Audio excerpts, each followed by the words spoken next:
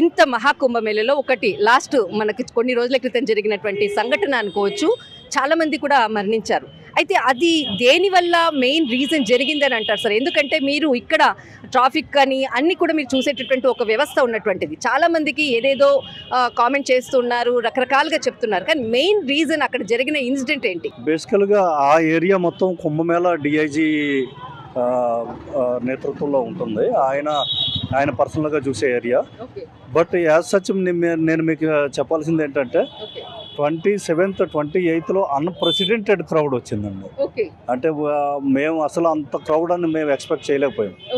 రెండోది ఏంటంటే ఆ క్రౌడ్ కూడా మీకు నేను 27, 28 తేదీలో రోడ్ల మీద వెళ్తే రోడ్డు మీద మనిషి నిలబడడానికి కూడా స్థలం లేని పరిస్థితి. మెయిన్ రోడ్స్లో అంత క్రౌడ్ మొత్తం అంతా కూడా పుష్ అయి ఉన్నది.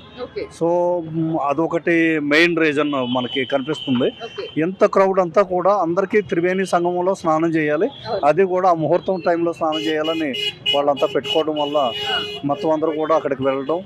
సో చాలామంది అక్కడే పడుకుని పోయారు. ఈ యాత్రికులు ఎవరైతే ఉన్నారో రాత్రి అంతా అక్కడ పడుకుని ఉండిపోయారు. సో మిగతా వాళ్ళు వెనక నుండి వచ్చిన క్రౌడ్ వాళ్ళని చూసుకోకుండా అటు నడవడం జరిగింది. సో ఈ విధంగా ఈ ఘటన జరిగింది.